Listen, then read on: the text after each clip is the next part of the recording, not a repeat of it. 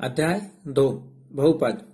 तो बहुपद को इंग्लिश में हम पोनोनोमियल्स कहते हैं। आइए इस पर हम चर्चा करते हैं। तो बहुपद को समझने से पहले आइए हम सबसे पहले चर को समझते हैं कि चर को जो है इंग्लिश में हम वेरिएबल कहते हैं। चर को इंग्लिश में हम क्या कहते हैं? वेरिएबल कहते हैं।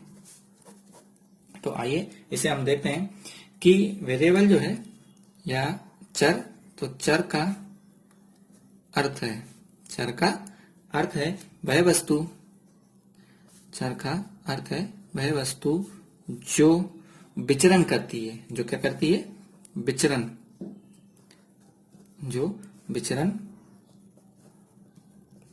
करती है। अब विचरण करने से हमारा मतलब है अर्थात वह बदलती है, अर्थात वह क्या करती है? बदलती है। तो चर का अर्थ है वह वस्तु जो विचरण करती है, अर्थात वह क्या करती है? बदलती है। अब इसके अगर हम उदाहरण लें तो सामान्य भाषा में जो इसके जो अल्फाबेट होंगे वो सबके सब इसके क्या होंगे? उदाहरण होंगे। जैसे एक्स वाई जेड, और जो आपको लेने हो A B C N U V, ये सब इसके क्या है? उदाहरण होते हैं। अब इसका मान बदलता कैसे? तो हम एक उदाहरण लेते हैं कि n इजिकल टू 1 2 3, यानी n का जो मान है वो 1 भी हो सकता है, 2 भी हो सकता है, 3 भी हो सकता है। इस तरह से हम इसके मान को क्या करते हैं? बदल देते हैं। इसके बाद अगला या आगे हम अचर को देखते हैं। तो अचर को इंग्लिश में हम कांस्टेंट कहते हैं। अचर को इंग्लिश में हम क्या कहते हैं? कांस्टेंट कहते हैं। तो कांस्टेंट, इसका मान निश्चित होता है। इसका मान कैसा होता है? निश्चित होता है। तो इसका मान कैसा होता है? निश्चित होता है। अब निश्चित होने से हमारा मतलब ये है, जैसे मैंने 4 ले लिया, 100 ले लिया या माइनस के 7 ले लिए, तो ये मान जो है ये फिक्स है, ये नहीं बदलेंगे। तो ये क्या कहलाएंगे? हमारे अचर मान कहलाएंगे। और अल्फाबेट हमारे जो कहलाएंगे वो क्या कहलाएंगे? चर मान कहलाएंगे। अब इसके आगे, तो अब यदि हम चर और अचर को मिला दें। अब हम क्या करें कि चर और अचर को क्या करें?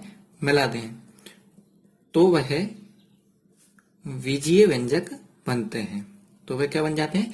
बीजीय व्यंजक बनते हैं, बीजीय व्यंजक बनते हैं। अब हमने क्या किया कि हमने क्या करा कि चर और अचर को मिला दिया। तो इसके हम कुछ उदाहरण लेते हैं। जैसे उदाहरण 4x, minus 1/2x, 4x plus 5, ये हमने इसके 3 उदाहरण ले लिए। तो इसमें हम देखते हैं कि x क्या है? चर है, और 4 क्या है? अचर है। तो चर और अचर को यदि हमने मिला दिया तो ये क्या कहलाएगा? बीजीय व्यंजक कहलाएगा। ठीक इसी प्रकार से x जो है वो चर है और माइनस 1/2 क्या है? अचर है। ठीक इसी तरीके से x चर हो गया, और ये 4 और ये 5 क्या कहलाएंगे? अचर कहलाएंगे। और ये तीनों के तीनों क्या है? हमारे बीजीय व्यंजक हैं। अब हम क्या करें कि यदि या एक या अधिक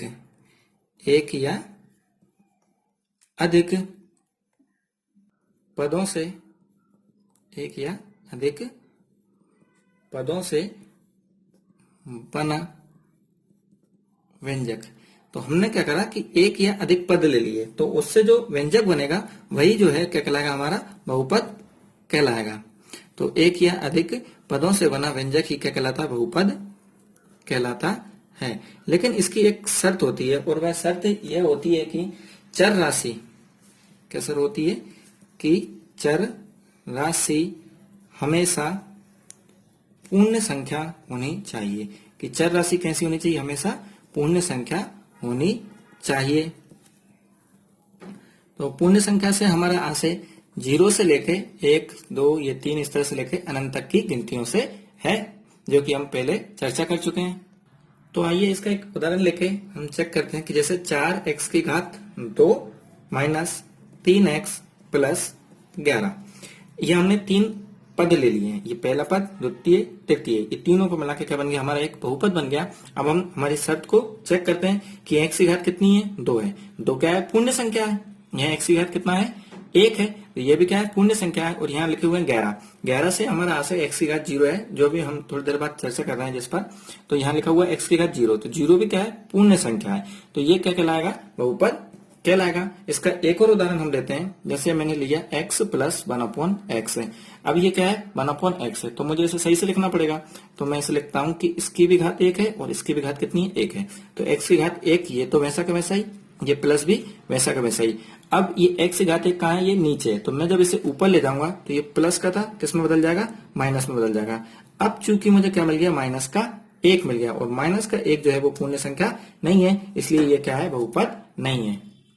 अब इसके बाद हम यहाँ देखते हैं कि यहाँ जो है वो x की घात 2 के साथ कितना लिखा हुआ है, ये 4 लिखा हुआ है, और यहाँ x के साथ ये कितना लिखा हुआ है, ये -3 लिखा हुआ है। अब यहाँ चूंकि x है ही नहीं, लेकिन ये हमें याद रखना है कि x की घात 0 का मान है, और x की घात 0 का क्या मान है, ये 11। तो ये जो तीनों हमें मान निकल के आए हैं, ये हमारे क्या कहलाएंगे, गुणांक कहलाएंगे। आइए इसे और अच्छे से अन्य उदाहरणों से समझते हैं। तो गुणांक का अब हम एक और अन्य उदाहरण लेते हैं। जैसे 3x की घात 2 माइनस 8x प्लस 11। तो हम यहाँ देखेंगे कि x की घात 2 का कितना लिखा हुआ है, ये 3 लिखा हुआ है। तो x की घात 2 का गुणांक कितना हो जाएगा, ये 3 हो जाएगा।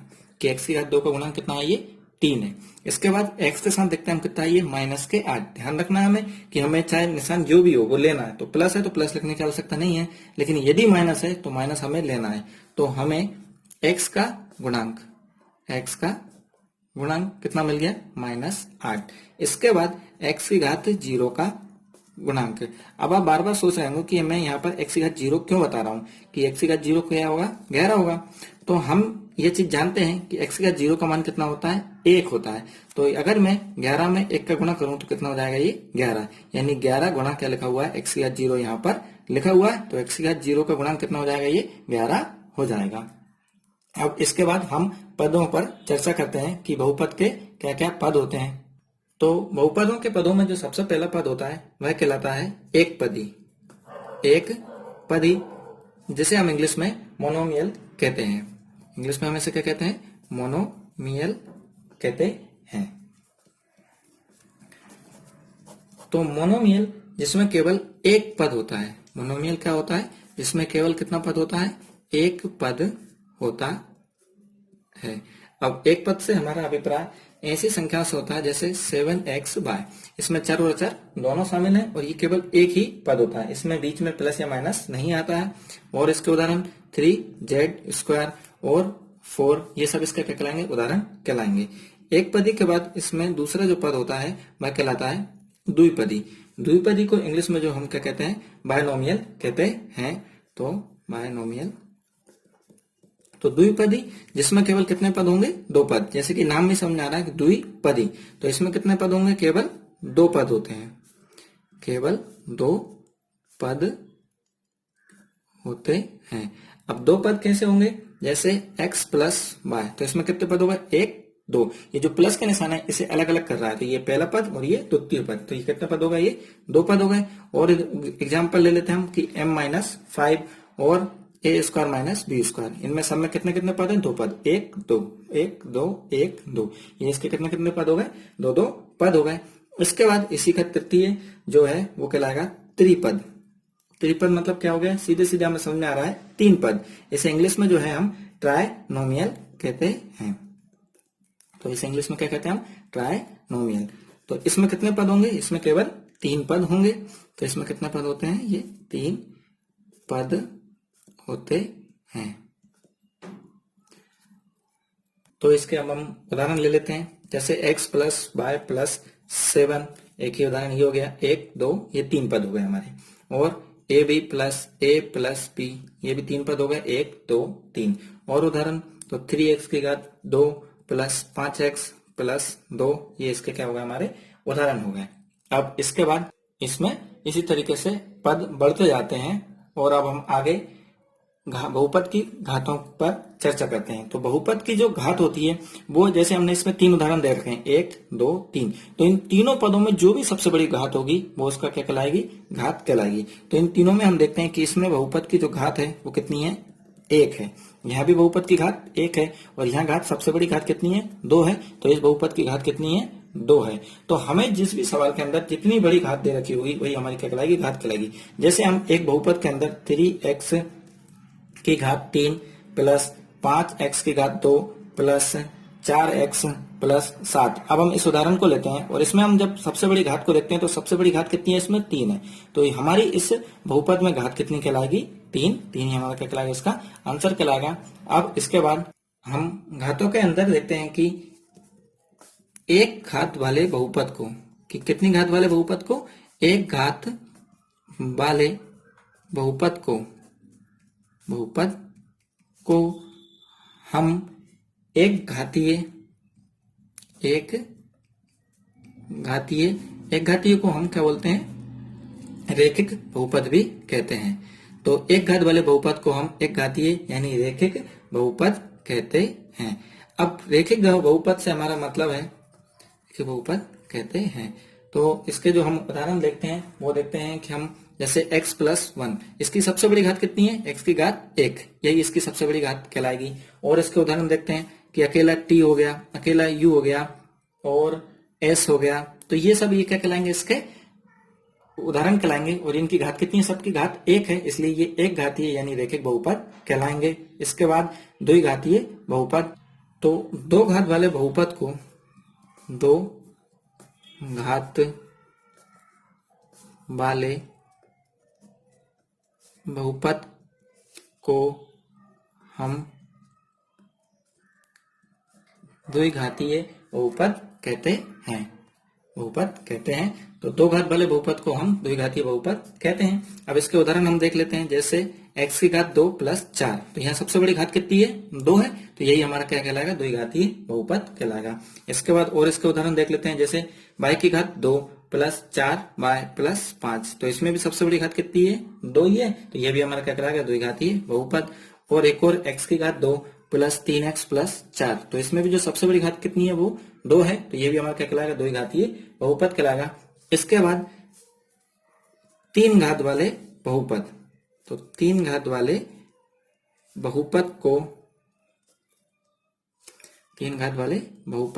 को हम त्रिघातीय बहुपद कहते हैं। क्या कहते हैं, त्रिघातीय बहुपद कहते हैं। तो त्रिघातीय बहुपद क्या कहलाएगा, जिसके अंदर कितनी घातें होंगी, 3 घातें होंगी। तो इसके उदाहरण जैसे 8x की घात 3, तो घात कितनी है यहाँ पे सबसे बड़ी, 3, तो ये क्या कहलाएगा, त्रिघातीय बहुपद। और हम देख लेते हैं कि 7y की घात 3 माइनस 5, तो यहाँ भी सबसे बड़ी घात कितनी है, ये 3 है, तो ये भी क्या कहलाएगा, त्रिघातीय बहुपद कहलाएगा। आइए अब हम थोड़ा बहुपदों का जोड़, घटाना, गुणा और भागों पर थोड़ा चर्चा करते हैं। तो बहुपदों का जोड़ को हम सब किस निशान से बताते हैं, प्लस के निशान से दर्शाते हैं। अब जोड़ जो होता है वो 2 तरीके के हमारे बहुपद के अंदर होता है, जिसमें पहला जो तरीका है वो कहलाएगा सजातीय पद। तो सजातीय पदों का जो जोड़ होगा वो कुछ इस तरह से होगा। इसके अंदर जैसे मैंने लिया एक 3a प्लस 2a, अब आप इसमें गौर से देखेंगे कि यहाँ भी a है और यहाँ भी क्या है, a है, तो ये जो दोनों पद हैं ये कौन से पद कहलाएंगे, सजातीय पद कहलाएंगे। और जब मैं इनको जोड़ूंगा तो इस तरह से a तो इसमें से क्या हो जाएगा, कॉमन निकल जाएगा, और यहाँ कितना बचेगा, ये 3, ये प्लस का प्लस और ये 2 के 2, 3 और 2 कितना हो गया, ये 5, ये हो गया 5a। इसे आप डायरेक्ट भी लिख सकते हैं कि 3 और 2 कितने हो गए, 5, 5a। ठीक इसी तरीके से इसका एक और उदाहरण ले लेते हैं कि 4x plus 5x is equal to 9x, कितना हो जाएगा, ये 4 और 5 9x, यानी 4 और 5 को मैं जोड़ दूंगा तो ये कितना हो गया, 9x। अब ये तो थे हमारे कौन से पद, सजातीय पद। इसके बाद हम ले लेते हैं विजातीय पद। तो विजातीय पद से हमें अलग ही समझ में आ रहा है कि इसमें जो है वो अलग अलग पद होंगे। तो अलग अलग पदों से क्या मतलब है कि 5y प्लस 2x, यानी 5y प्लस 2x। यहाँ देखिए आप, यहाँ क्या है, y है, और यहाँ देखिए आप, यहाँ कितना है, 2 है। तो अब हम इसमें गौर से देखते हैं कि ये y और x, ये हमें याद रखना है कि ये आपस में जुड़ेंगे नहीं, तो ये हमारा ऐसा कैसा ही क्या कहलाएगा, आंसर कहलाएगा। इसका एक और उदाहरण हम देख लेते हैं। जैसे बाई चांस 5y प्लस कोष्टक के अंदर मिले हमें माइनस के 2x, तो हम क्या करेंगे कि सबसे पहले तो कोष्टक खोल देंगे, तो 5y तो वैसे के वैसे ही, ये प्लस माइनस माइनस, ये 2x भी वैसे के वैसे ही। फिर हम यहाँ देखेंगे यहाँ किस में है, ये y में है, और यहाँ किस में है, ये x में है, तो इसके कारण ये आपस में जुड़ेंगे नहीं, और ये भी हमारा क्या कहलाएगा, आंसर कहलाएगा। इसके बाद हम देखेंगे बहुपदों का घटाव यानी घटाना। तो बहुपदों के घटाव में हम देखते हैं कि ये हमारा किसका निशान है, घटाने का निशान है, ये माइनस का निशान है। तो सबसे पहले हम देखते हैं कि 3a में से हम क्या करते हैं, 2a को घटा देते हैं। तो 3 में से 2 जाएगा, कितना बचेगा, 1 है। तो 1 का 1, ये a हमारा वैसे का वैसे ही। और जब 1 में हम a का गुणा करेंगे तो ये a कहलाएगा। क्यों? क्योंकि 1 का गुणा जब भी किसी संख्या में होगी तो वो संख्या वैसी की वैसी लिखा जाएगी, इसलिए हमें 1 लिखने की आवश्यकता नहीं है। और हम इसके उदाहरण ले लेते हैं कि 4x माइनस के 5x है। अब हम यहाँ देखते हैं कि ये 5x जो है वो किसके हैं, माइनस के हैं। तो 5 में से 4 घटाएंगे तो कितना बचेगा, 1 हमें लिखने की आवश्यकता नहीं है। तो ये x तो वैसा का वैसा ही, लेकिन हम ये चीज ध्यान रखेंगे कि प्लस माइनस माइनस और बड़ी संख्या का हमें निशान लेना है। तो बड़ी संख्या किसकी थी, हमारी माइनस की थी, इसलिए हो गया हमारी ये माइनस के x है। इसके बाद एक और उदाहरण ले लेते हैं हम कि माइनस के ही 5x ले लेते हैं और माइनस के ही 3x ले लेते हैं। तो माइनस माइनस प्लस बड़ी संख्या का निशान। अब 5 और 3 कितने हो जाएंगे, ये 8। तो ये हो जाएगा हमारा 8x है। अब इसके बाद बहुपदों का गुणा। तो अब हम बहुपदों का गुणा देखते हैं। तो बहुपदों के गुणा के लिए हम कुछ उदाहरण लेते हैं, जैसे 4 इंटू 3x इजिकल टू, तो 4 इंटू 3x बराबर 4 किया कितना हो जाएगा, ये 12। तो ये हो गया हमारा 12x है। इसके अलावा 4x गुणा 3x बराबर, तो 4 की ये कितना हो जाएगा, 12। और x का जब हम गुणा करेंगे तो हमें ये चीज ध्यान रखनी है कि यहाँ पर तो केवल x था, तो ये वैसा का वैसा ही हो गया। लेकिन यहाँ पर कितने x हमें मिल रहे हैं, गुणा में 2x मिल रहे हैं। इसकी घात कितनी कहलाएगी, ये 1, और इसकी भी घात कितनी कहलाएगी, 1।